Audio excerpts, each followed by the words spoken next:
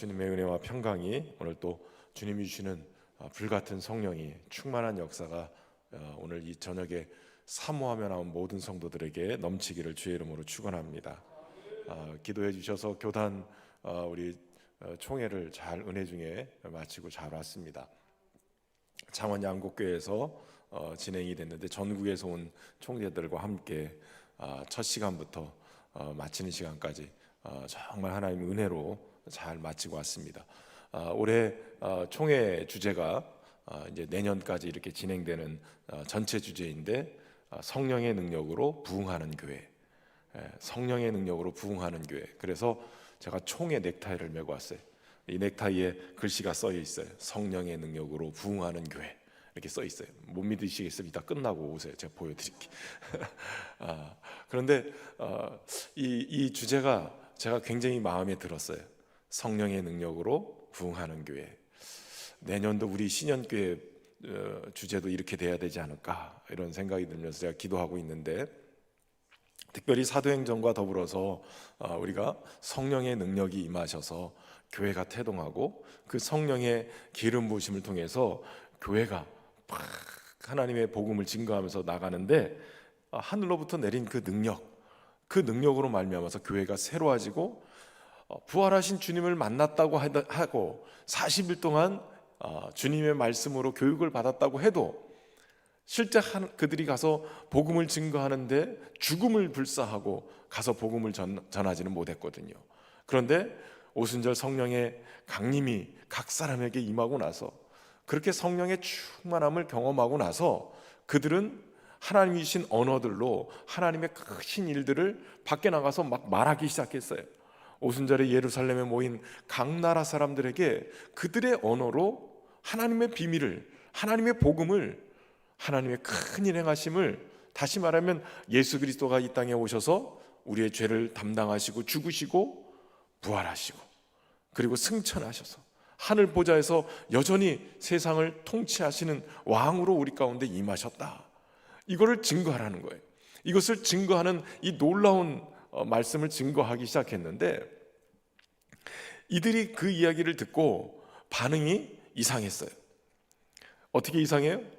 저들이 도대체 술에 취한 거냐? 우리가 도대체 이 하나님의 큰일 말하심을 듣는 게 도대체 뭐냐? 어떤 사람들은 큰일 말하셨다라고 얘기하면서 은혜로 받은 사람이 있고, 어떤 사람들은 술 취해서 그랬다고 얘기하기도 해요. 근데 여러분 가만히 생각해 보면 성령의 충만을 경험하는 성령에 취한 사람과 술 취한 사람과 비슷해요. 처음에는 이 술 취한 사람과 성령 취한 사람, 처음에는 내가 어느 정도 제어할 것 같은데 아예 푹 취해버리면 가끔 필름도 끊긴다고 하고, 어느 순간부터인가 담대함이 생기죠. 담대함이 생겨요. 용기가 막 생깁니다. 평상시에는 수줍어서 말도 못하는 트리플 A형 저 같은 사람들이 충만하고 취하면 그때부터 담대해지기 시작해요. 그러면서 여러분 그거 아세요? 저는 트리플 A 스몰 마인드 그래가지고 어디 나가서 여자들 앞에서 말하는 거는 상상을 초월하는 성격이었어요. 저는 어른들 앞에서 밥도 제대로 못 먹던 사람이에요. 그런데 이 하나님이 여기다가 딱 세워가지고 그냥 주일마다 막 1000명이 넘는 성도들한테 막 설교를 하게 되고, 이게 어떻게 가능하냐 말이에요. 심지어는 제가 찬양 인도할 때는 대전에 있는 충무체육관이라고 5000명 들어가는 체육관에서 제가 찬양 인도도 해본 사람이에요. 어디서 용기가 났는지 그냥 그런 찬양 인도도 막 하는 거예요. 성령이 충만하면 나의 한계를 벗어나요. 그냥 성령에 사로잡혀서 하나님이 팍 붙들고 쓰시면 어디서 그런 용기가 나는지. 제가 술을 예전에 살짝 마셔는 봤어요. 예전에 직장 생활하고 할 때 하나님이 왜 나를 이런 데가 처박아 놓으셨나 그래가지고 막 억울하기도 하고, 그래서 술도 한번 마셔봤거든요. 근데 몇 개월 안 되겠다, 이거는 마셔봐야 아침에 일어나면 속도 쓰리고 머리도 깨질 것처럼 아프고 내 인생에 하나도 도움이 되는 게 하나도 없다. 그러고선 끊었어요. 그 질로 끊었어요. 그런데 그래서 제가 술 취하는 게 뭔지를 조금은 알아요. 그런데 성령에 취하니까 술 취하면 뒤끝이 영 안 좋거든요.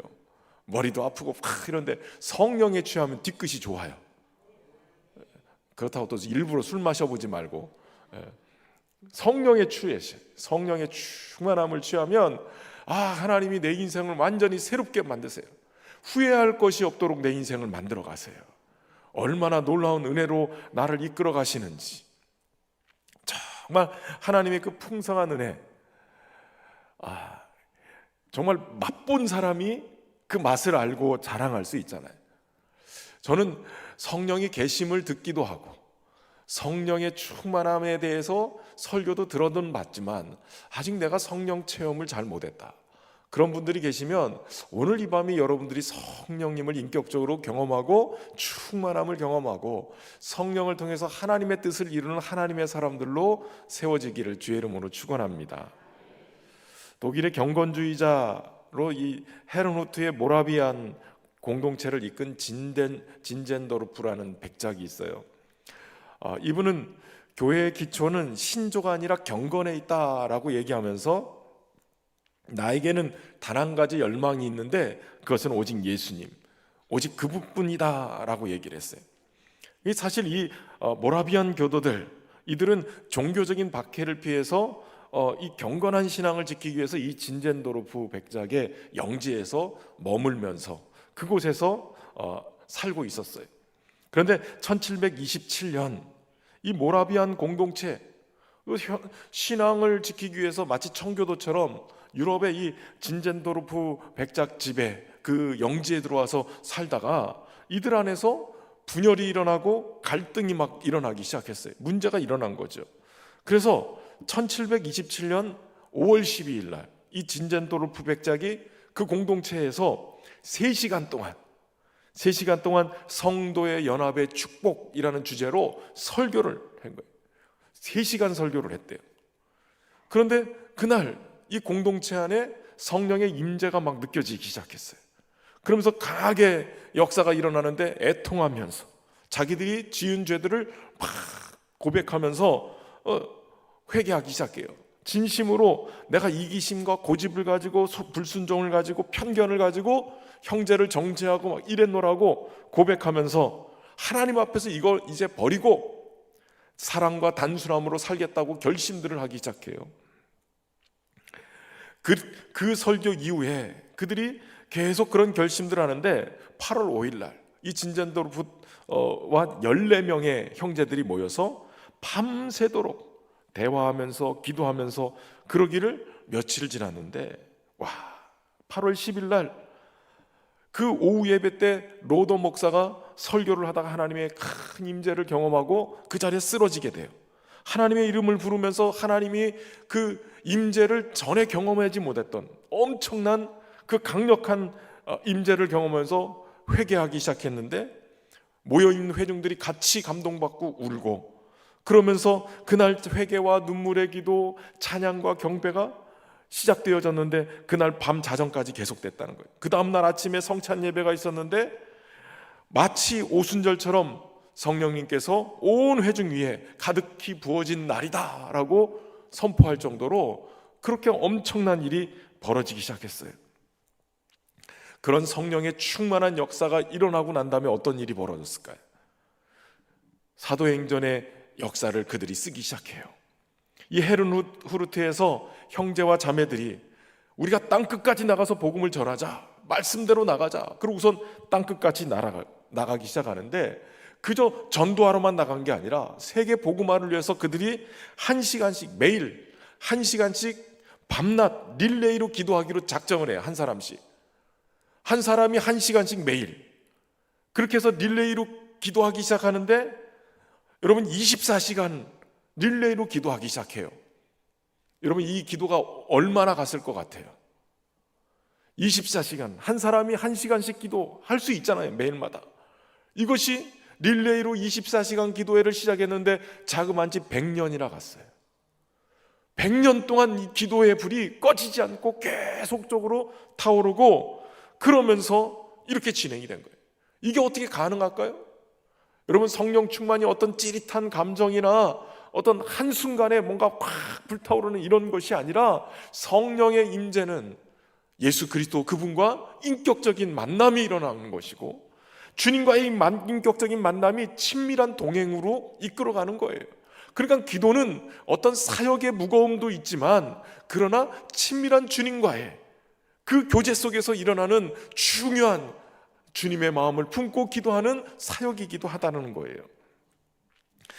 그 당시에 주님 오실 날을 기다리면서 주님이 주신 이 사명을 땅끝까지 전해야 된다. 그러면서 그들이 기도하기 시작했는데, 이것이 바로 그들의 부흥의 핵심이었다는 거예요. 영적 대각성의 원동력이 되는데, 여러분, 이 영적 대각성이 18세기 영국의 부흥운동을 막 주도하기 시작해요. 여러분, 영국의 18세기 부흥운동에 주도했던 사람이 누구냐면, 감리교의 창신자라고 하는 존 웨슬레라고 얘기하는데, 이 존 웨슬레가 미국의 목사이기도 했지만, 미국에 집회를 하고 배를 타고 이 유럽으로 다시 영국으로 돌아오는 길이었어요. 근데 배에서 갑자기 막 광풍이 불고, 그러면서 배가 사정없이 흔들리는 거예요. 두려워 떠는 거예요. 이 웨슬레가 두려워 떨면서 막 안절부절 못하고 있는데, 저 어디선가 찬송가 소리가 들리기 시작했어요. 아니, 이렇게 막 광풍에 배가 요동을 치고 있는데, 나는 두려워 떨고 있는데 도대체 어디서 찬송을 하는가? 그리고선 그가 찾아서 배 밑바닥으로 가보니까 몇몇 사람들이 모여서 찬송을 부르고 기도하고 있더란 말이에요. 하나님을 예배하고 있더라는 거예요. 이 광풍 속에서. 도대체 저들이 누군가? 그들이 모라비안 교도들이었어요. 그것에 감동을 받고 충격을 받은 게 사실은, 나는 목사라고 복음을 전한다고 가서 전도 여행을 마치고 돌아오는데, 도대체 이 폭풍 속에서 두려움에 떨고 있는 나는 누구이고, 그 폭풍 속에서도 평안히 찬송을 부르고 있는 저들은 누구인가? 저들과 나의 차이는 무엇인가? 존 웨슬레가 그것을 보고 충격을 받고 회심하는 계기가 되게 되어져요. 여러분, 예수님을 믿는다고 하지만 성령을 제대로 모시고 성령의 임재, 성령의 충만함을, 그리고 성령의 동행하심을 경험하지 못하면 한 번 더 우리가 새로워질 필요가 있어요. 물론 예수님을 믿을 때 성령님은 우리 안에 오셔서 우리로 하여금 예수님을 믿게끔 하시는 분이기도 해요. 그러나 그 성령의 기름 부으심, 성령에 사로잡혀서 하나님의 뜻을 이루는 그 능력 있는 삶을 살기 위해서는 성령 충만을 경험해야 돼요. 저는 우리 금요 성령 집회가 이름을 성령 집회라고 졌어요. 금요 성령 집회, 금요 철야, 금요 심야, 금요 집회. 그러나 금요 성령 집회라고 이름을 바꾼 것은, 금요 성령 집회의 기도 속에는, 찬양과 말씀 속에는 성령이 역사하셔서 우리가 그 성령의 충만함을 경험해야 비로소 성령의 능력으로 부흥할 수 있기 때문에 그래요. 성령이 역사해야 예수로 충만하는 거예요. 성령이 역사해야 부흥이 일어나는 거예요. 여러분, 저는 소망하기는 오늘 저녁에 초대교회 성도들이 성령의 임재를 통해서 이 놀라운 부흥을 경험했던 것처럼 저와 여러분의 심령에도, 가정에도, 우리 교회에도 이런 부흥의 역사가 일어나기를 주의 이름으로 축원합니다. 오순절 성령의 강림을 경험했던 이 성령 충만한 성도들의 모습이 복음을 증거하기 시작했어요. 그럴 수밖에 없는 게, 성령의 말하게 하심이 그들에게 터진 이 방언이, 각종 방언, 그것도 하나님의 말씀을 줄줄줄 꿰가지고 오늘 그들에게 증거하기 시작하는 거예요. 바로 하나님께서 지금 주신 이 놀라운 성령 충만이 바로 요엘 선지자를 통해서 예언하고 계시해 주셨던 그 말씀이 오늘 이루어진 것인데, 그 성령의 임재의 사건은 바로 예수 그리스도의 죽으심과 부활, 승천을 통해서 약속하신 그 주님의 약속대로 이루어진 것이다 라고 말씀하고 있는 거예요. 여러분, 복음을 증거했던 그들의 마음에는 이미 불이 붙어 있는 거예요. 각 사람의 불의 혀 같은 것이 갈라져서 이 많은 것이 그들의 심령에 불이 붙어버린 거예요. 저는 예전에 모세가 가시떨기 불꽃 가운데 찾아오신 하나님을 경험하고 그 부르심 앞에 순종하고 애굽 땅으로 가잖아요.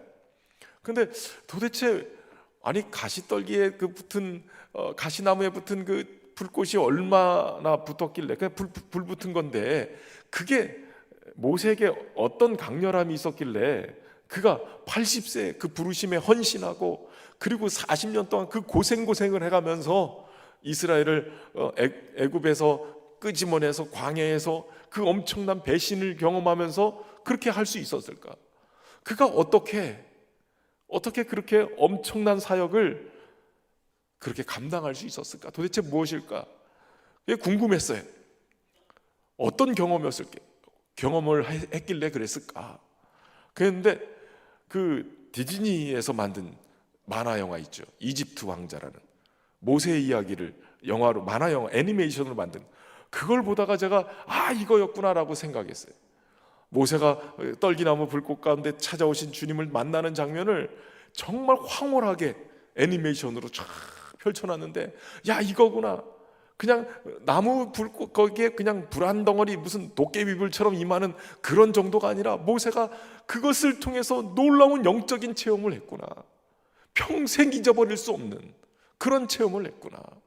여러분, 우리는 신앙생활하다가 어려움을 겪을 때마다 흔들릴 수도 있어요. 좌절할 수도 있고. 그러나 여러분, 우리가 흔들리고 좌절할 때마다 평생 우리를 잊지 못하도록 만들어주시는 하나님의 체험, 그것이 우리를 붙잡아주고 우리 안에 불을 넣어주신 그 성령의 체험이 우리를 다시 한번 일어서게 만드는 거예요. 여러분, 믿음은 때로는 이 믿음이 우리가 하나님을 어떻게 경험하고 어떻게 만나느냐에 따라서 그 믿음의 질이 달라지고 강도가 달라지는 거예요. 하나님을 깊이 경험하고 성령을 통해서 그 불이, 성령의 불이 우리 안에 딱 들어와서 우리의 평생을 태울 정도로 그런 놀라운 경험을 저와 여러분이 할 수 있길 바랍니다. 이거는 목회자인 저뿐만 아니라 우리 성도들도 경험할 수 있어요.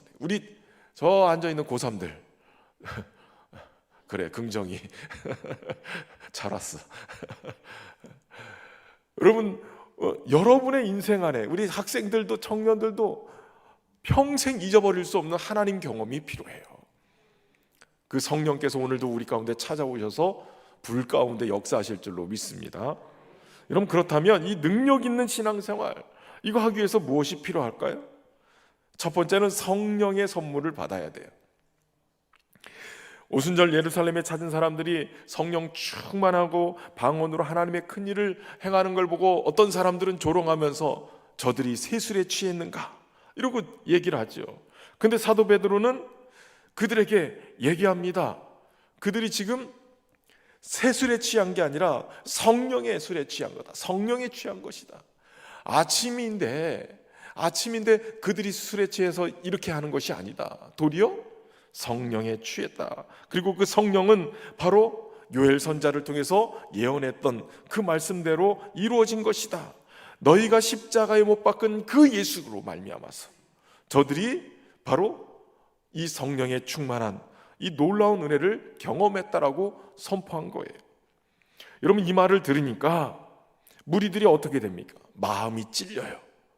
여러분, 성령의 역사가 일어날 때 마음이 찔리는 역사가 일어나요. 다시 말하면 우리의 죄에 대한 자각이 일어나기 시작해요. 성령이 역사하실 때 우리 안에서 역사하시면서 죄에 대해서, 의에 대해서, 심판에 대해서 성령이 말씀하시고 책망하세요. 그러니까 성령이 오시면 이 죄에 대해서 깨달아지기 시작해요.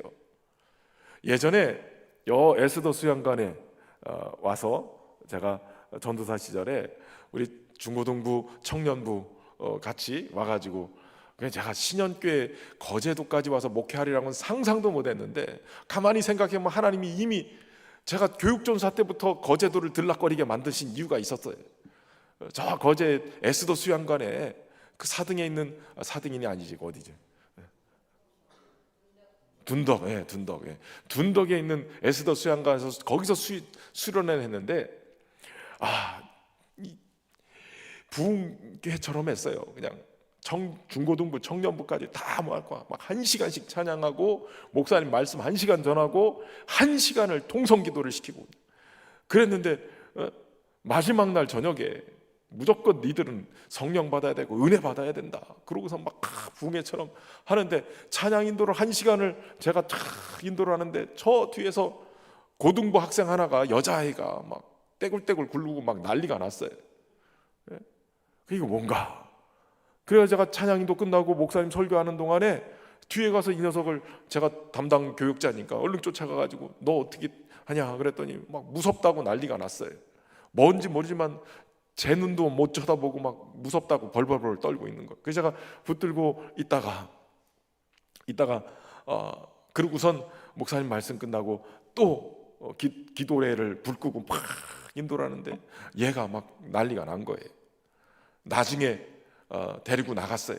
불 다 끄고 마지막 날이니까 이제 주신 은혜들을 또 아이들이 간증하는 시간을 막 갔는데 이 아이는 막 벌벌 떨고 난리가 났으니까 데리고 나갔단 말이에요.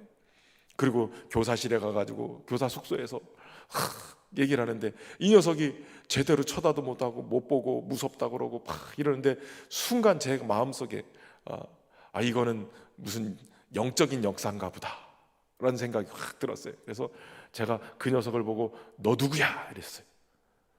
너 누구야? 그랬더니 이 녀석이 대답을 안 해. 그러더니 뭔가 좀 이상한 기운이 느꼈어요. 그래서 제가 그 순간에 한 번도 안 해본 무슨 용기가 생겼는지 모르지만 도대체 너 누군데 거기 들어가 있어? 그래 버렸어요. 그랬더니 그 녀석이 술술술 대답을 하는 거예요. 이 여자아이가 아버지가 알코올 중독이었고 엄마는 도망가 버리고 그러고선 할머니네 삼촌하고 같이 사는데 맨날 구박을 당한 거예요.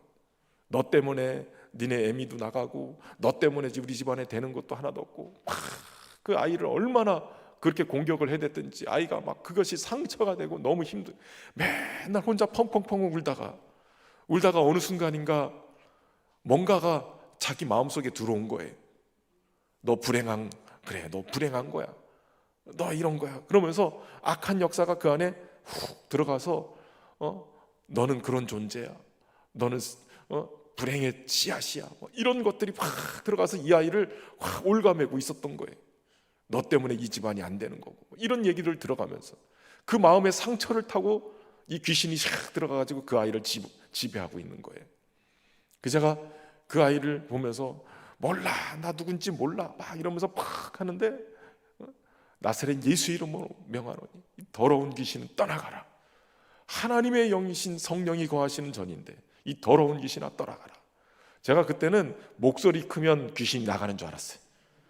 그래가지고 얼마나 큰 소리로 막 소리를 질렀는지 옆에 있던 목사님 아들딸이 앉아있다가 막 애가 놀래가지고선 난리가 났어요. 담임 목사님이 나중에 제가 뭐 여러 가지 얘기가 있는데 그 아이에게 너 어떻게 거기 들어갔어? 그랬더니 그 불행했던 시절을 통해서 내가 들어갔고 얘의 외로움 속에 내가 함께 친구가 되어줬고 그러니까 하루 이틀이 아니었어요. 매년 동안 그 아이의 인생 속에 함께하고 있었던 거예요. 그러고선 나가 그랬더니 그냥 픽 쓰러졌는데 그냥 제 느낌에는 아직 안 나가고 주변에 이렇게 있는 것처럼 느껴졌어요. 그러고 있는데 담임 목사님 들어오셨어요. 그리고 제가 목사님 딴 사람이 또 쓰러졌다고 청년 중에 한 사람이 쓰러졌다고 그래서 또 거기를 또 갔어요. 거기 가서 한번 돌아봐 주라고. 그랬더니 여자 청년 하나가 또 쓰러진 거 똑같은 증세로. 제가 그래서 이 아이를 안놓고 이 귀신도 내가 쫓는 전도사인가 보다. 그러고선 승리감에 취해서 그 아이 그 여자 청년한테 또 갔어요. 가서 또 물었어요. 너 누구야? 그랬더니 또 몰라 그러길래 이것도 귀신인가 보다. 그러고 나가 그러고선 한참 그러고 하고 왔어요. 그랬더니 그 다음 주 주일날 수련회 다 끝나고 목사님 부르시는 거예요. 선무당이 사람 잡는 거요. 그게 무슨 얘기였냐면 첫 번째 그 고등부 아이는 귀신 들렸던 게 맞았다는 거예요. 근데 두 번째 그 여자 청년은 그게 아니었다는 거예요. 그럼 두 번째 그 여자 청년은 도대체 뭐였습니까? 그랬더니 이 청년은 뭐였냐면 막 찬양하고 기도하고 찬양하고 막 이러는데 옆에 있는 청년들이나 중고등부 아이들은 막 기도하면서 방언도 받고 은혜도 받고 막 난리가 났는데 자기는 기도하면 할수록 자꾸 죄가 떠오르더라는 거예요. 죄가 자꾸 막 생각나고 막 이러니까 그 죄 때문에 막 괴로워 죽겠는 거예요. 그래서 죄가 막 떠오르니까 무슨 생각을 했냐면, 하나님이 쟤네들한테는 은혜를 주시고 나는 버렸나 보다. 나는 버려서 나한테 이렇게 죄가 떠오르게 만드셨나 보다.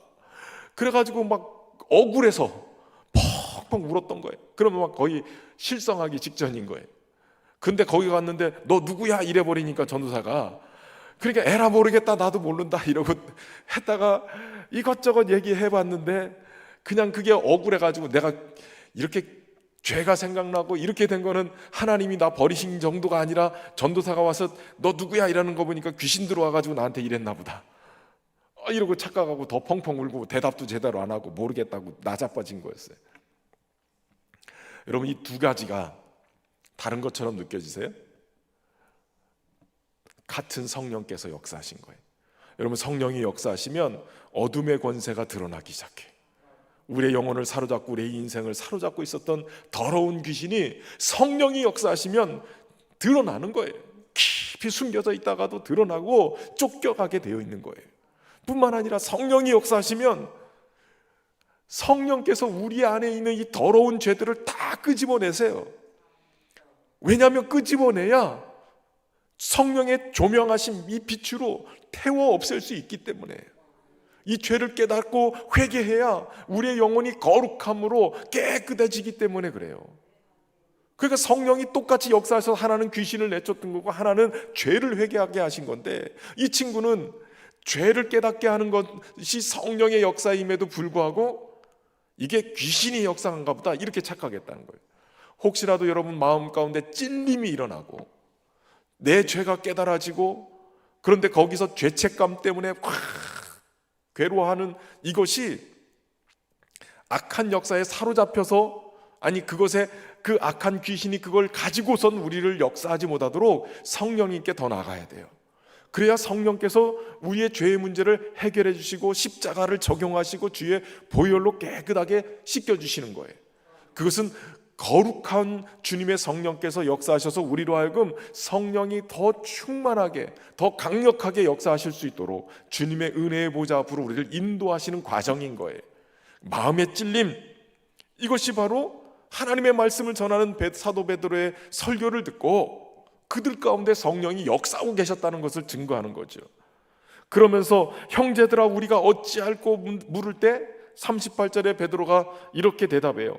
너희가 회개하여 각각 예수 그리스도의 이름으로 세례를 받고 죄 사함을 받으라. 그리하면 성령의 선물을 받으리니라고 얘기해요.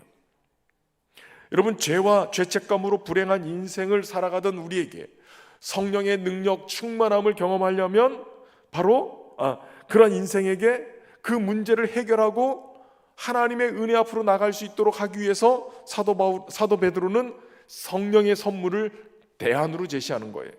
성령의 선물밖에 없다는 거예요. 근데 사실 성령의 선물이라는 것은 전의 성경은 성령을 선물로 받으리니 이렇게 번역을 했어요. 그게 더 훨씬 맞는 그런 것이라고 생각이 들어요. 그러니까 성령의 선물은 앞에 구절을 부연 설명하는 보충절이기 때문에 성령을 선물로 받으리니라고 표현하는 게 더 맞을 수 있어요. 성령 그분이 우리에게는 최고의 선물이에요. 불행한 인생, 죄와 저주와 사슬에 매여 있는 인생에게 성령만이 온전한 대안인 거예요. 무기력한 그런 그리스도인이지만 여전히 무능력하고 무기력하게 살아가는 우리의 인생에 강력한 능력으로 역사하시는, 그래서 우리로 하여금 무기력한 제자의 모습이 아니라 능력 있게 복음을 전할 수 있는 제자로 살아가게 하기 위해서 역사하시는 분은 성령님이신 거예요. 그 성령님이 선물로 우리 가운데 찾아오시는 거예요. 그 선물을 어떻게 받을 수 있는가? 사도 베드로는 두 가지 얘기해요. 첫 번째는 회개하라는 거예요. 회개. 여러분, 죄는 원래 목적대로 살지 않고 어긋난 것을 얘기해요.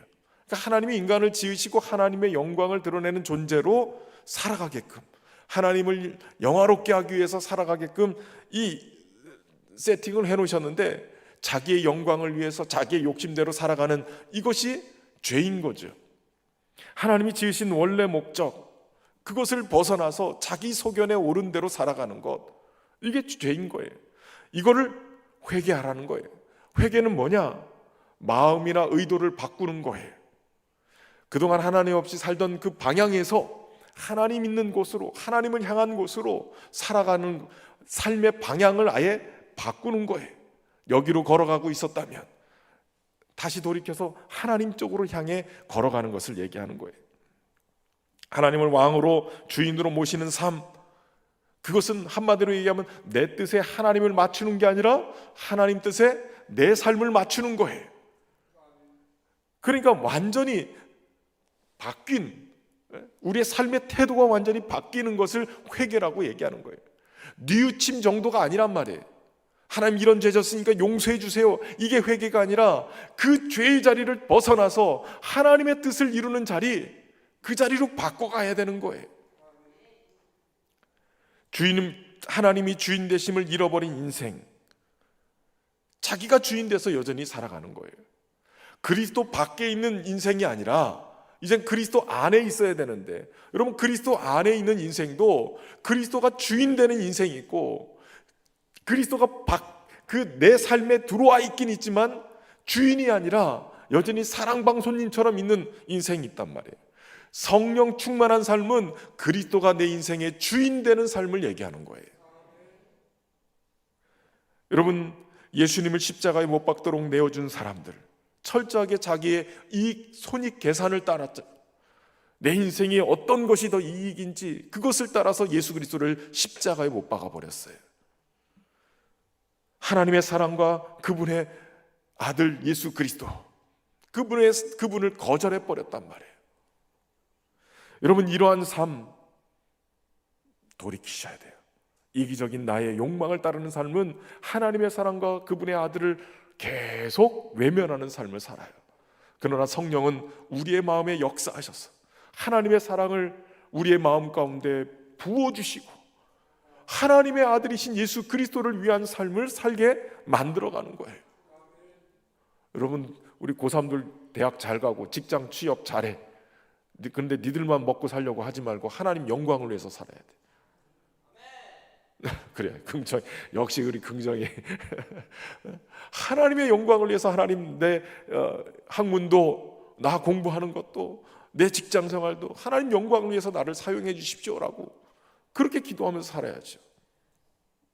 삶의 태도, 이것을 바꾸는 거에 있어서 최고의 선물은 바로 성령님이신 거예요. 성령님이 우리를 충만하게 하셔서 그렇게 인도해 가실 줄로 믿습니다. 그리고 뭐 해야 되냐? 세례를 받고 죄사함을 받는 거예요. 사실 세례라는 것은 씻어서 깨끗하게 한다라는 뜻을 가지고 있죠. 물에 푹 담궈서 옛사람은 죽고 성령 안에서, 예수 그리스도 안에서 새롭게 태어난 존재, 이것을 상징하는 것이 세례이기도 하지만 물로 씻어 깨끗하게 만드는 거예요. 다시 말하면 그 세례 안에 죄사함의 의미가 담겨져 있다는 거예요. 그렇게 푹 담갔다 꺼내야 죄가 씻긴다는 거예요. 여러분, 우리는 예수 그리스도와 함께 죽고 예수 그리스도와 사는 자가 되는 거예요. 십자가의 예수님은 그 예수님 혼자만 죽으신 게 아니라 온 인류를 끌어안고, 온 인류의 죄를 끌어안고 죽으신 거예요. 그 예수님과 함께 우리가 죽었음을 선포해야 돼요. 죽어야지가 아니에요. 여러분, 내가 여전히 살아있네, 죽어야지 이러는 분들이 많아요. 여러분, 이미 예수 그리스도가 십자가에서 우리를 끌어안고 죽으셨어요. 옛사람은 죽은 거예요. 그렇기 때문에 죽어야지가 아니라 날마다 나는 죽었노라고 선포하셔야 돼요. 나는 예수님과 함께 죽었노라. 그것을 선포해야 내가 그리스도와 함께 산 자가 된다는 것을 알게 되어져요. 예수님을 구주로 믿는다고 고백하고 이제는 예수 그리스도의 생명을 내 안에서 모시고 살아가야 돼요. 그래서 그것이 선포될 때 귀한 생명의 역사가 일어나기 시작하는 거죠. 여러분, 하이델베르크 요리문답이 있어요. 웨스트민스터 신앙고백과 함께 굉장히 영향력 있는 신앙고백서인데, 이 요리문답에서 제일 첫 번째 질문이 뭐냐면, 사나 죽으나 당신의 유일한 위로는 무엇입니까? 라는 거예요. 사나 죽으나 나의 유일한 위로는 무엇인가? 그 답이 이렇게 적혀 있어요. 사나 죽으나 나의 몸도 영혼도 나의 것이 아니요 나의 신실하신 구주 예수 그리스도의 것입니다. 예수님은 그 보혈로 나의 모든 죄값을 다 치르셨고 나를 마귀의 모든 권세에서 구원해 내셨으며 하늘에 계신 나의 아버지의 뜻이 아니고서는 머리털 하나도 떨어질 수 없도록 모든 것이 합력하여 나의 구원을 이루도록 그렇게 나를 지켜 보호하여 주십니다.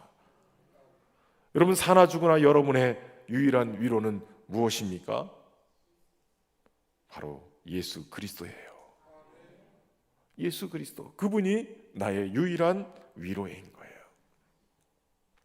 예수 그리스도를 그렇게 나의 유일한 위로라고 고백할 때 성령을 선물로 받게 될 줄로 믿습니다. 그런 위로를 오늘 저녁에 경험할 수 있기를 주의 이름으로 축원합니다. 우리 찬양하고 또 말씀 보겠습니다. 반주팀은 멀리 가 있으면 안 돼. 숨 쉬고.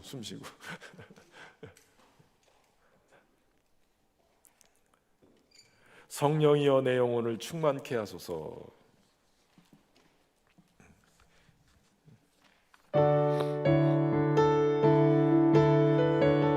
손뼉 치면서 찬양하겠습니다.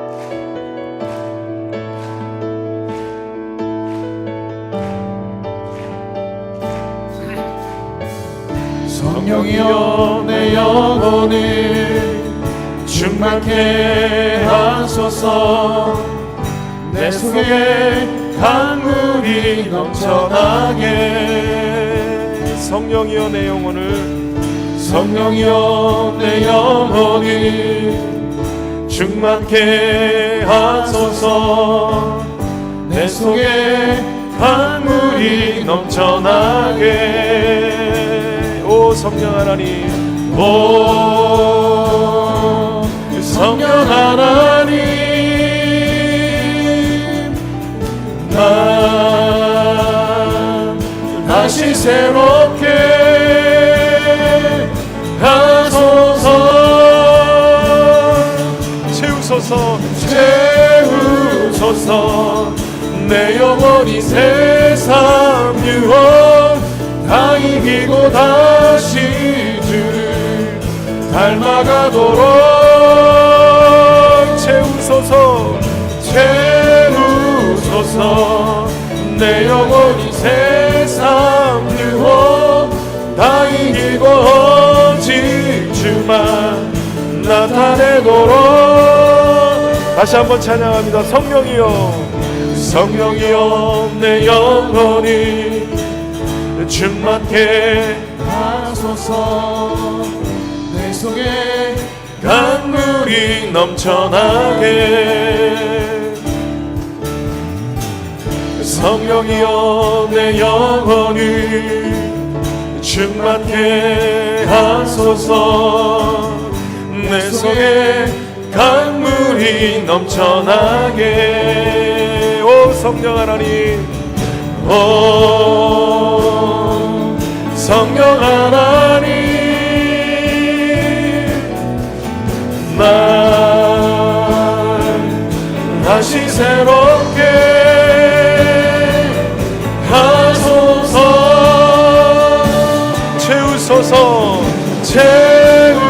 채우소서.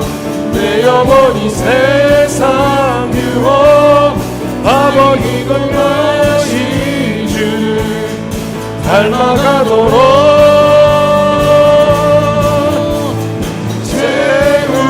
채우소서. 내 영혼이 세상 유혹 다 이기고 오직 주만 나타내도록 채우소서. 내 영혼이 세상 유혹 다 이기고 다시 주만 나타나도록 채우소서.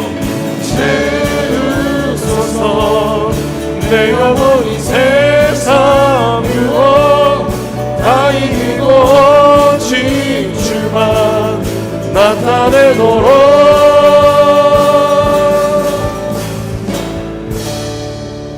아멘. 그냥 성령이 강물처럼 막 흘러가야 되겠죠.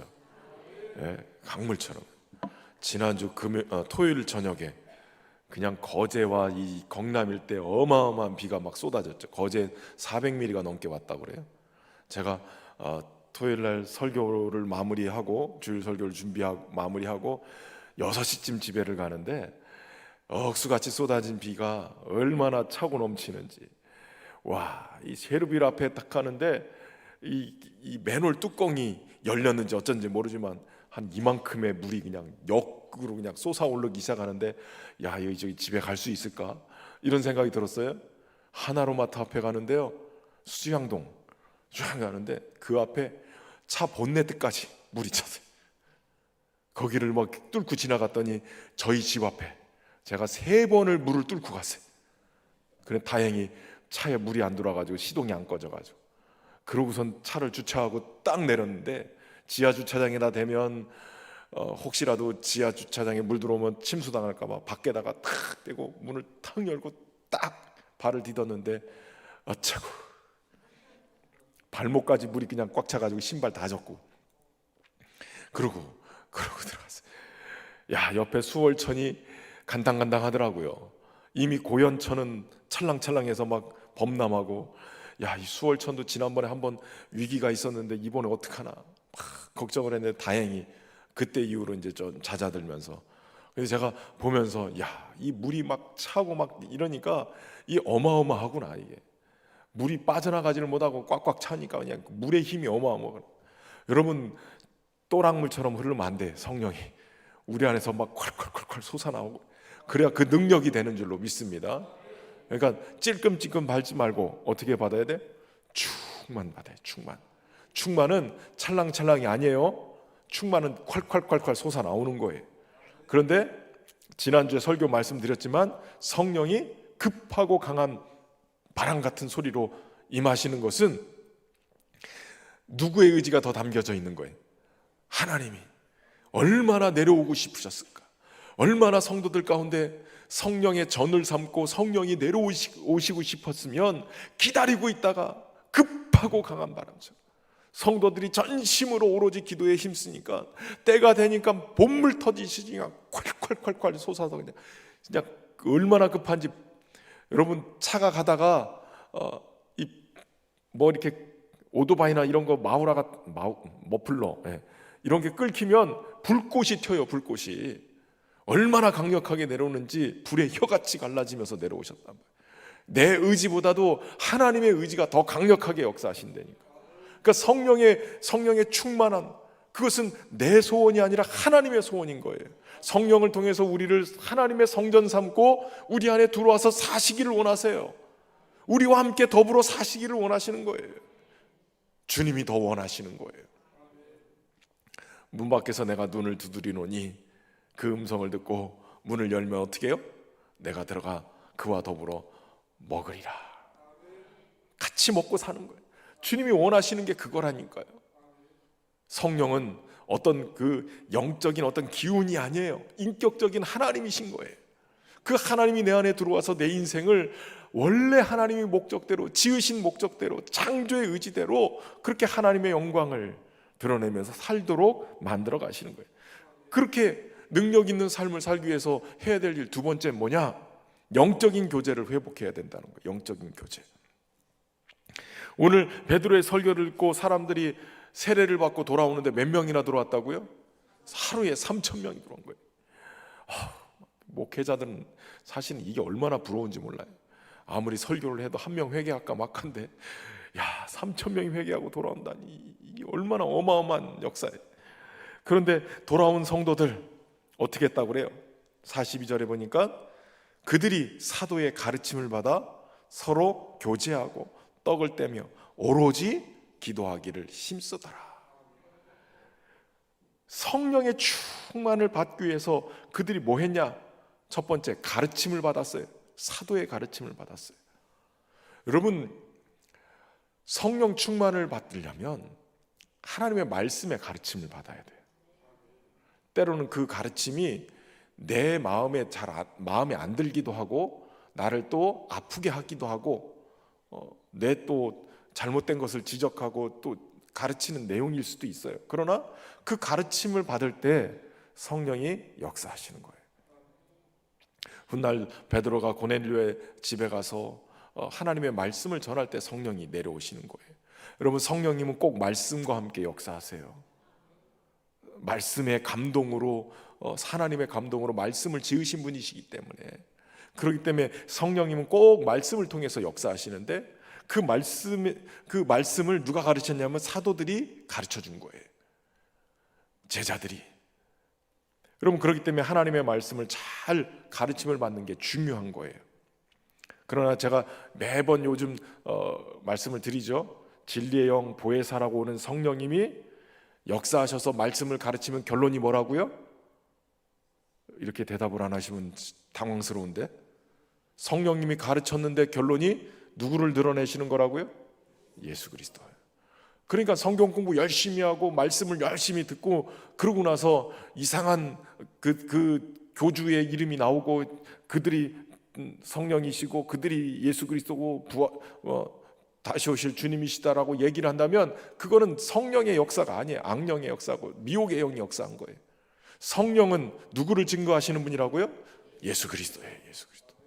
예수 그리스도. 하나님의 말씀을 증거해서 예수 그리스도, 성경의 주제이시고 성경의 목표이기도 하고 우리가 평생 붙들고 바라봐야 될, 우리와 영원토록 동행하시는 분, 성령님을 보내셔서 우리와 영원토록 함께 하시는 분, 누구시라고요? 예수 그리스도. 그러니까 예수 그리스도를 드러내면 그건 제대로 하는 거예요. 제대로 깨닫게 되는 거예요. 예수 그리스도의 그 풍성한 은혜들을 말씀을 통해서 우리는 계속 깨닫게 되어져요. 그리고 뭐 했냐? 서로 교제해. 교제, 코이노니아를 이루는 거예요. 성도 간의 교제가 그래서 굉장히 중요해요. 성령이 역사하는 통로예요. 여러분, 교회가 은혜로운 교회, 성령에 충만한 교회는요, 성도 간의 교제가 살아있어요. 몇몇 사람들끼리만 뭉치는 게 아니라 성도의 교제가 막 일어나면서 그 교제가 단순하게 육적인 어떤 교제가 아니에요. 영적인 교제예요. 믿음을 나누고 또 말씀을 나누고 간증을 나누고 그렇게 하나님의 은혜들을 나누고 그럴 때 영적인 교제가 막 일어나는 거예요. 여러분, 그런 은혜의 역사가 쫙 일어나면 성도 간에 그 교제를 통해서 성령의 역사가 일어나요. 우리 사랑방 모임에 같이 할 수 있도록 성경 공부 교제를 주일 말씀을 통해서 이렇게 교제를 만들어 드리잖아요. 그럼 도입 부분에 여러 가지 지난주에 함께 하셨던 은혜 받았던 말씀을 나누라고 그러고 또 여러 가지 주제에 대한 것들을 나누라고 그런단 말이에요. 그 교제를 통해서 계속 성경 공부 교제 질문하고 대답하고 이렇게 교제하면서 깨달아지는 은혜를 거기서 같이 나누기 시작하면 영적인 역사들이 막 일어나요. 그래서 사랑방에 성령의 역사가 일어나는 거예요. 그 맛을 좀 우리 사랑방들이 좀 경험했으면 좋겠어요.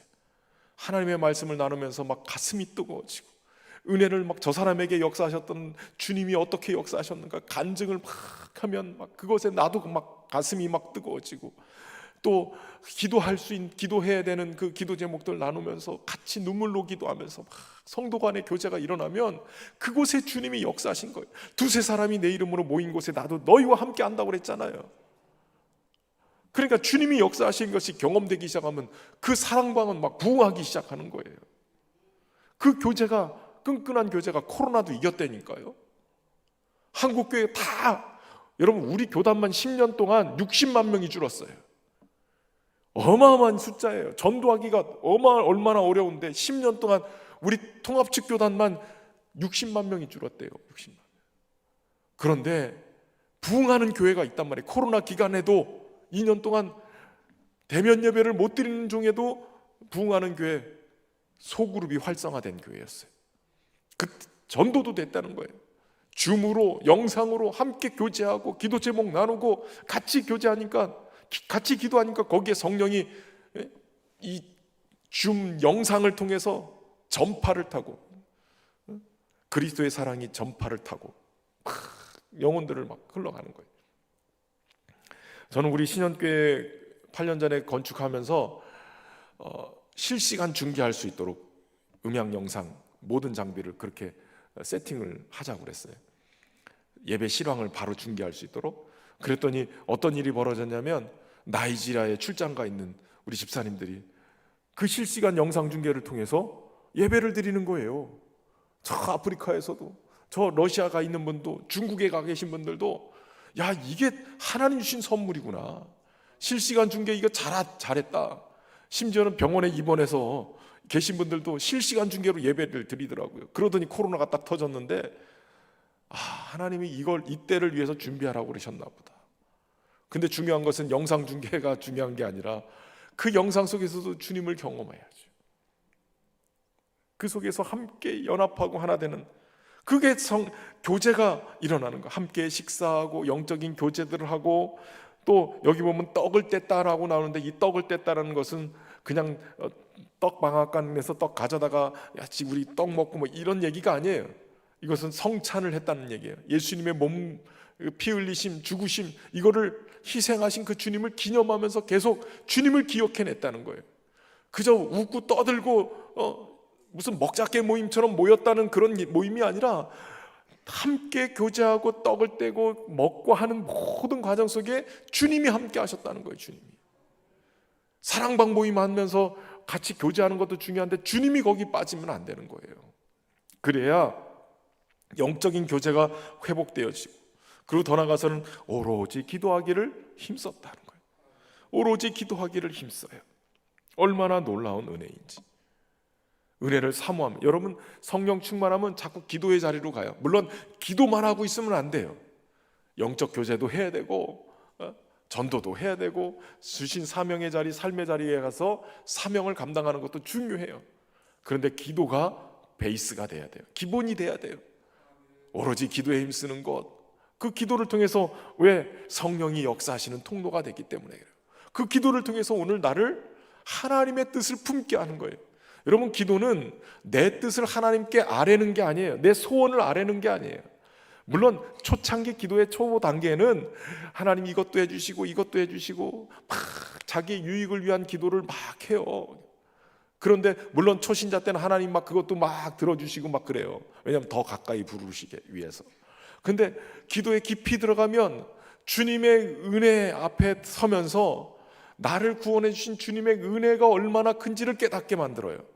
그리고 그 안에서 주님이 나를 부르신, 나에게 이렇게 구원을 주시고 은혜를 주신 목적이 뭔지를 알게 만드세요. 그러면서 주님의 마음이 그에게 부어주시기 시작해요. 소원함을 우리 안에 두시기 시작해요. 하나님의 소원을. 그래서 우리 안에서 하나님의 뜻을 품고 기도하기 시작한다. 100년 동안 모라비안 교도들이 그렇게 기도할 수 있었던 게 뭐예요?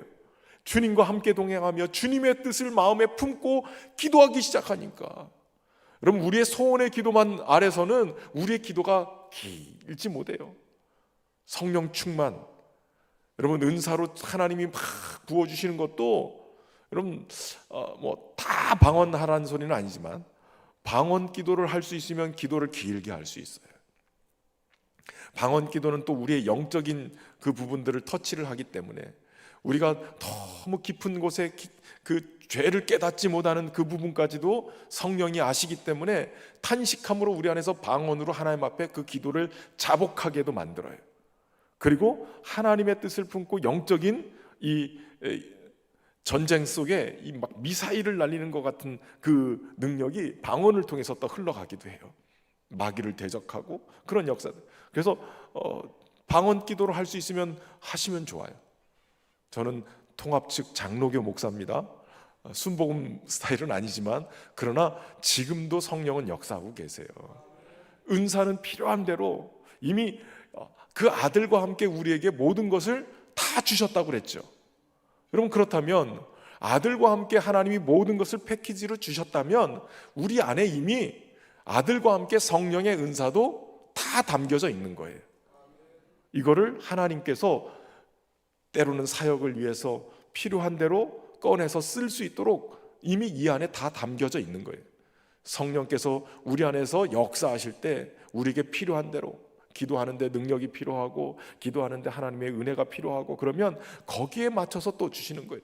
또 사역에 정말 중요한 때 치유의 은사도 필요하면 하나님이 치료하시는 역사도 이루시고, 지혜와 지식에 계시의 영으로 나에게 또 주시는 은사들도 있으면, 또 교사들 필요한 대로 하나님이 주시는 지혜와 지식의 말씀들을 선포할 수 있도록 은사로 주시면 얼마나 또 강력한 역사가 일어난지 몰라요.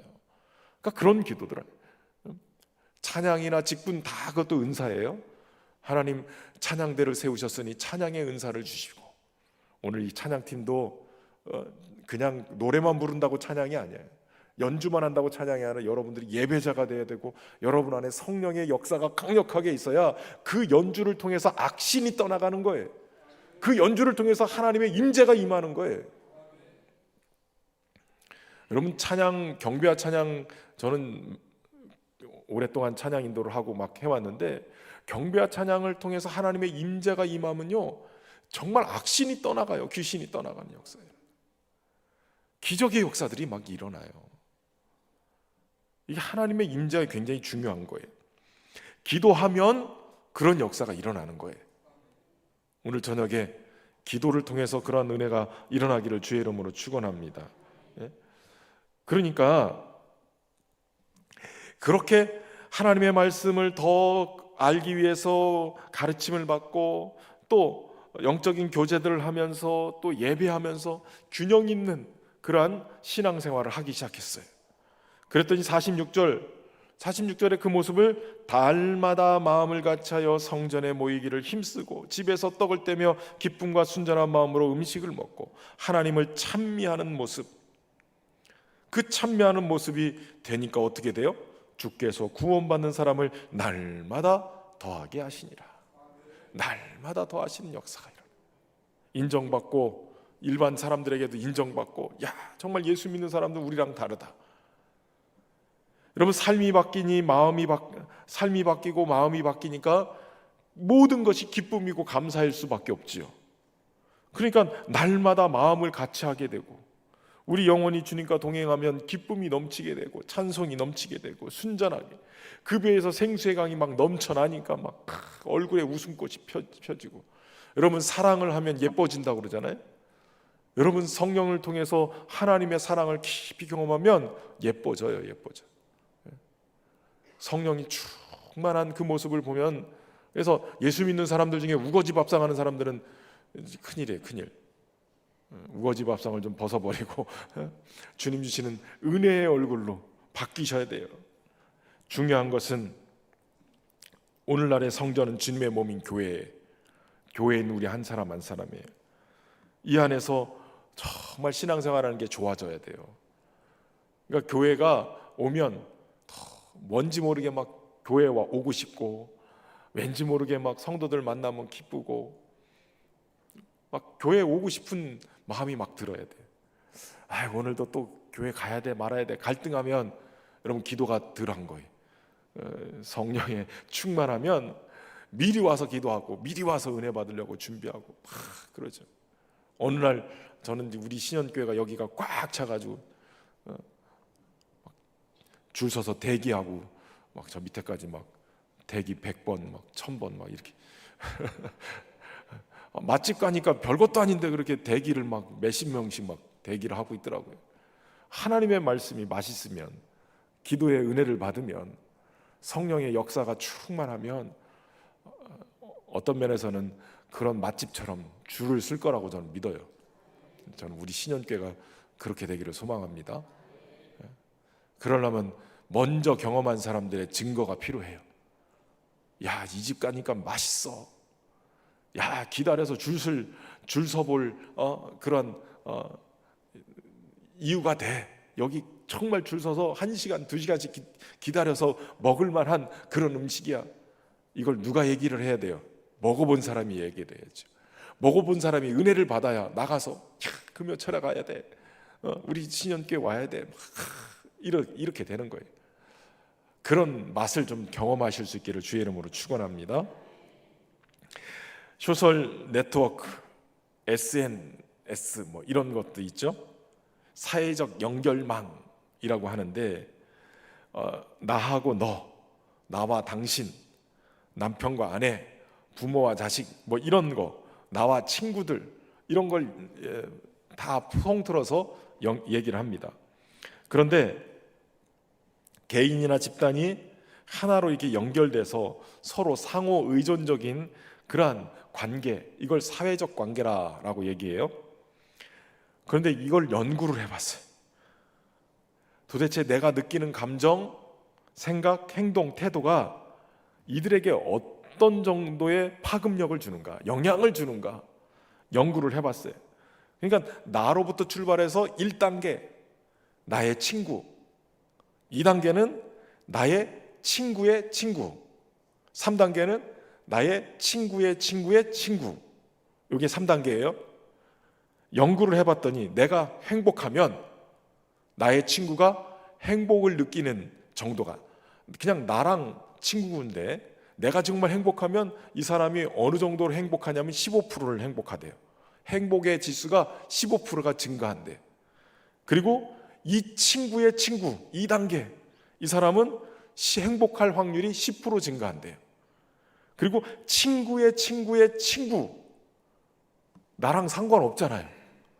내 친구까지는 괜찮은지 모르지만 내 친구의 친구, 여기 10%, 친구의 친구 여기 6%. 여기 기가 막히잖아요. 그저 내가 행복한데 친구의 친구의 친구까지도 행복의 지수가 6%나 증가한대요. 그러니까 어떤 거예요? 물론 4단계 정도 가면 영향이 별로 없다는데 적어도 3단계까지 친구의 친구의 친구까지 그 영향력이 간다는 거예요. 그러니까 여러분, 내가 행복해지기를 원한다. 그럼 누구 옆에 있어야 돼요? 행복한 사람을 옆에 둬야 돼요. 아니면 최소한 행복한 사람을 알고 있는 그 친구하고도 같이 있어야 돼요. 다른 말로 내가 성령 충만하다, 충만하기를 원한다. 그럼 누구를 옆에 둬야 돼요? 성령 충만한 사람, 예수 믿어서 행복한 사람 옆에다가 둬야 돼요. 기도하면서 내가 은혜를 받기를 원한다. 나 기도 좀 막, 예전에는 막 기도가 잘 됐는데 요즘은 기도가 안 된다. 그러면 어떻게 해야 되겠어요? 쫙 봐서 기도 잘 되는 사람 그 옆에 가서 살짝 앉으셔야 돼. 물론 그 사람이 나 때문에 기도가 잘 안 될지는 몰라. 그런데 적어도 내 욕심은, 적어도 기도하는 사람, 기도가 막 되고 은혜 받는 사람이 있으면 아이고 모르겠다, 나도 은혜 받아야 되겠다 하는 사람, 그 간절한 사모함이 있으면 그 옆에 가란 말이에요. 그 사람 옆에라도 앉으시라고. 그러면 10%, 15%, 10%, 6%가 증가한대잖아요. 그러니까 누가 중요한 거예요? 기도하는 한 사람, 성령 충만한 한 사람, 은혜 충만한 한 사람이 중요한 거예요. 옆 사람 쳐다보고 한번 얘기하세요. 당신은 나 때문에 대박 맞았다. 내가 오늘 기도할 거거든. 내가 오늘 은혜 받을 거거든. 내가 오늘 성령 충만할 거거든. 여러분들이 그렇게 하면 옆 사람들이 다 같이 은혜 받는 거예요.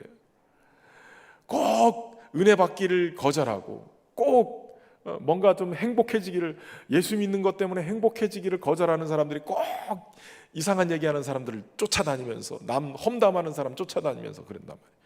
여러분, 내가 내 생명이 살고 내가 은혜 받는 자리로 가려면 그런 세상적인 얘기, 누군가 흠담하는 그걸로 맨날 삼는 그런 사람들 이렇게 끊으세요. 끊고 어디로 가야 되겠어요? 은혜 받는 사람들이 모이는 곳, 성령 충만한 사람들이 모인 곳. 그것이 내 영혼을 살리는 비결이에요. 맨날 똑같은 자리에 앉지 말고 오늘은 딱 봐서 저 사람이 기도하는 사람이다. 그러면 그 사람 몰래 뒤에 가서 앉으세요.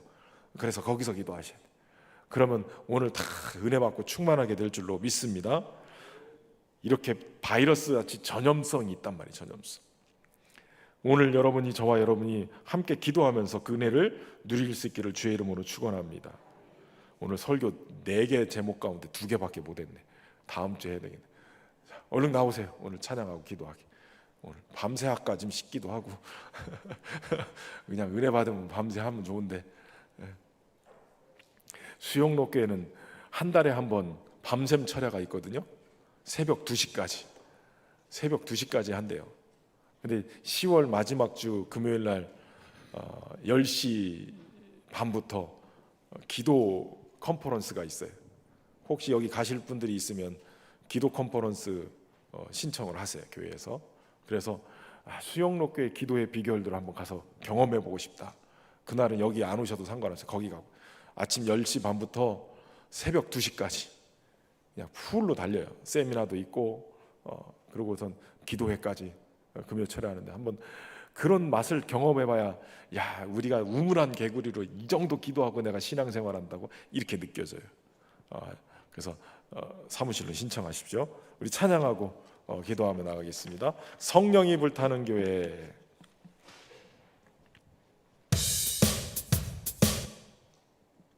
네.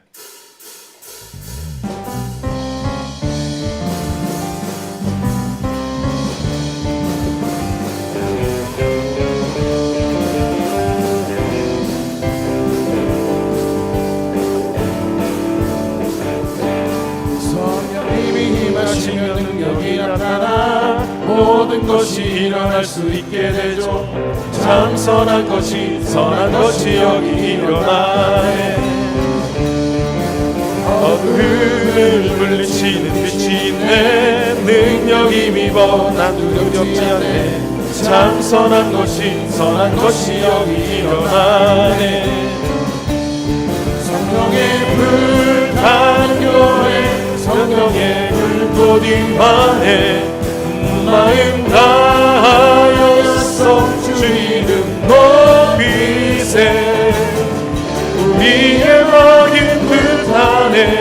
그 빛을 전하기 위해 사랑의 불꽃 전하세.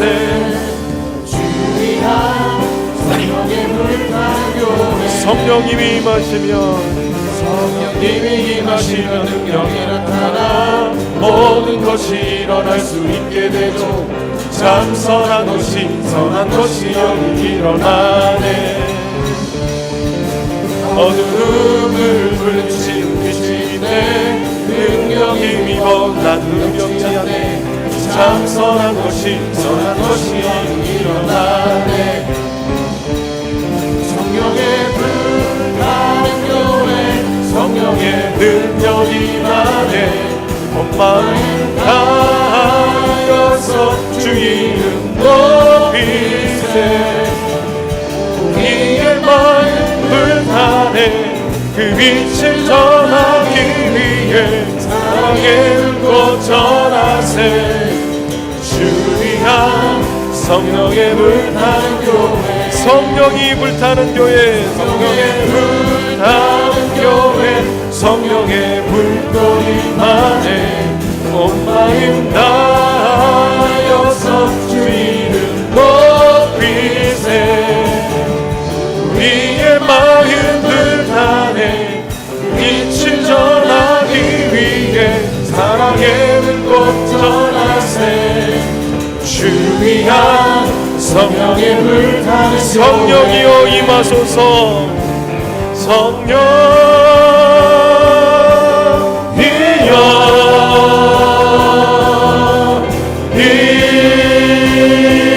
임하소서.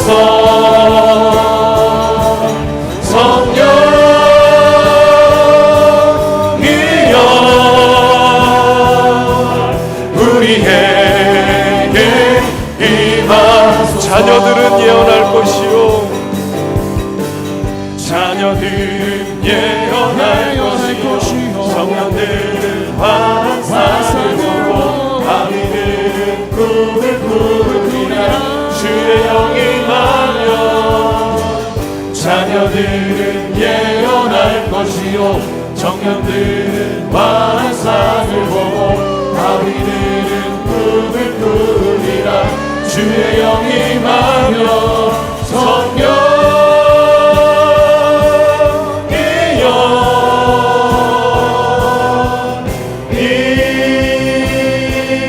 임하소서. 성령이여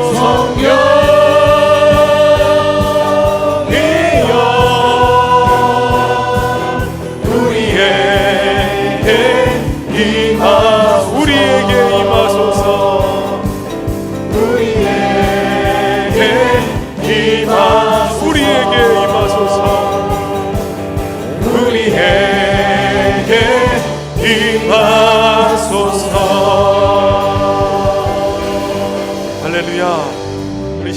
손을 높이 들고 기도하며 나갈 때 성령의 선물로 주시리니 오늘 우리에게 주신다고 약속하신 성령, 그 성령으로 충만케 하여 주옵소서. 성령으로 불타게 하시고 성령으로 능력을 입게 하여 주옵소서. 성령님 우리에게 임하여 주시옵소서. 회개하게 하시고 하나님 돌이키게 하시고 오직 예수 그리스도와 함께 죽고 예수님과 함께 사는 생명의 역사가 우리 안에 있어서 성령 충만케 하여 주옵소서. 우리 주여 세 번 부르고 기도하며 나가겠습니다.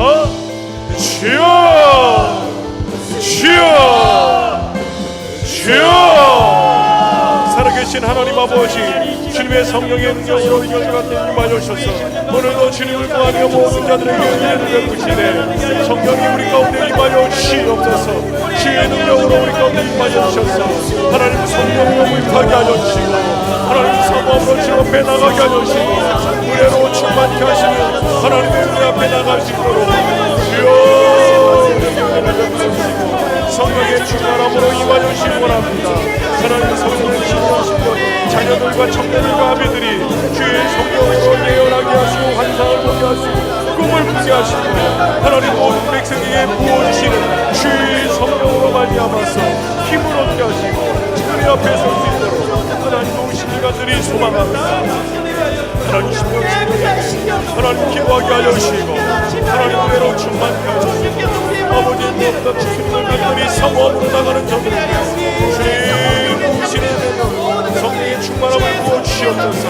너희 아는 심령에게 간절한 사모함으로 주님 뜨거운 열정으로 주님을 사랑하고 주님의 이름을 돕기로 성령의 기쁨을 부어주시옵소서. 충만함으로 임자여 주옵소서. 하나님의 세례가 임하게 하여 주옵소서. 하나님 주님의 심령시옵소서. 하나님의 사랑을 받게 하시옵소서. 그것으로 임하여 주셔서 우리의 심령이 불붙게 하시고 주님을 충만하게 하셔서 주님대로 하나님의 앞에 나갈 수 있도록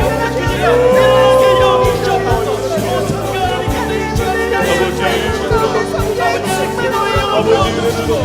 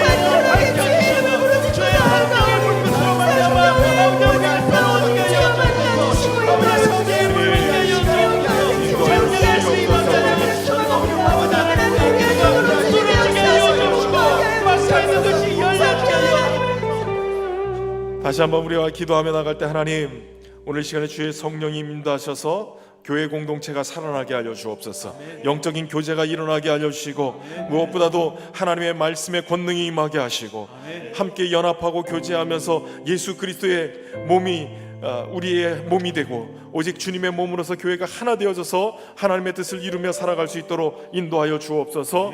날마다 구원받는 자가 더해지는 역사가 살아있는 교회, 하나님의 성령에 불타는 교회고 하나님 성령에 부어주시는 은혜로 하나님 우리의 영혼이 우리의 공동체가 살아나는 역사가 있도록 인도해 주옵소서. 우리 주여 세 번 부르고 기도하며 나가겠습니다. 주여 살아계신 하나님, 주여 살아계신 하나님 아버지, 다시 한번 주님의 은혜 앞에 나갑니다. 주의 성령으로 우리 가운데 부어주시네. 하나님의 성령의 기름 부으시는 말미암아 우리 영혼이 뜨거워지게 하시고 하나님 예수 그리스도로 자랑하고 우리 가운데 역사하시는 하나님의 말씀이 분명히 보여주시고 하나님 어떻게든 은혜 가운데 나갈 수 있도록 주님 은혜 베푸시기를 소망합니다. 하나님 은혜를 너희 변시옵소서. 깨닫게 해주시고 하나님 우리 앞에서 주님 인도하여 주신 것들이 소망하옵니다. 하나님 은혜를 넣어주시고 하나님 충만케 하시는 주의 몸된 교회가 살아나 살아나게 하여 주옵소서. 하나님의 말씀이 밝게 하여 주옵소서. 말씀 속에 운전되어주고 준비되어주옵소서. 하나님 영적인 교제가 아름답게 일어나고 하나님 우리의 영혼들이 살아나게 하시고 우리의 공동체가 우리의 사랑방과 우리의 부서들이 살아나게 하시고 하나님 풍성케 하시는 주님으로 말미암아 깨어나는 역사들이 일어나게 하시고 뜨거워지게 하시고 불붙는 심령으로 살아갈 수 있도록 기원의 영광을 소망합니다.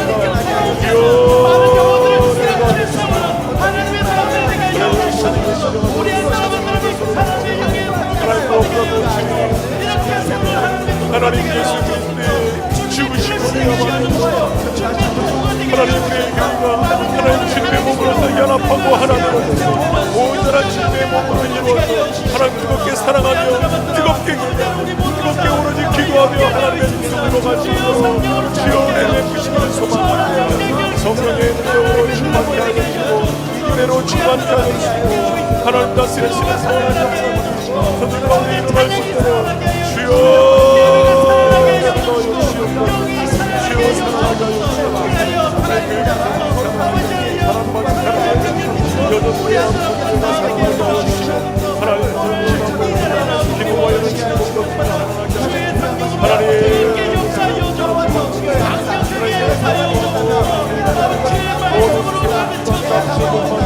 하나님 성령의 기름 놀라운 은혜를 세워가시도록 살아날 수 있도록 주여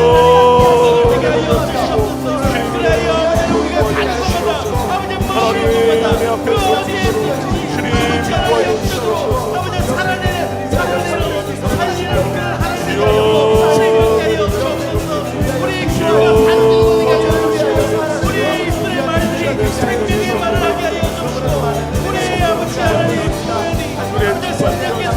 하나님 다스리시는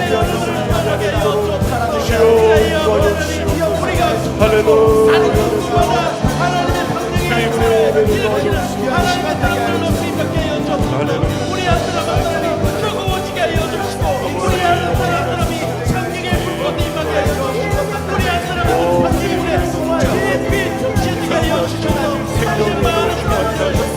주님의 앞에 나갈 수 있도록 하나님 가운데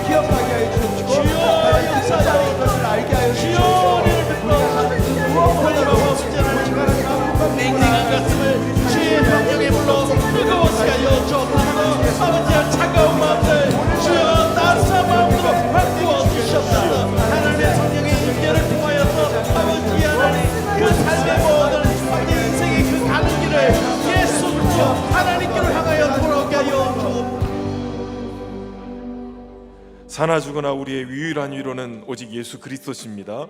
오늘 시간 우리가 다시 한번 기도하며 나갈 때 이 고백을 고백하며 나갑시다. 주님, 나의 사나 죽으나 우리의 유일한 위로는 주님이십니다. 예수 그리스도로 위로 삼고 살게 하여 주옵소서. 성령님 우리 가운데 임재하셔서 그 은혜를 누릴 수 있도록 주님 앞에 더 깊이 나아갈 수 있도록 인도해 주옵소서. 여러분들의 기도 제목 가지고 기도하고 돌아가겠습니다. 주여 세 번 부르고 기도하겠습니다. 주여, 주여, 주여.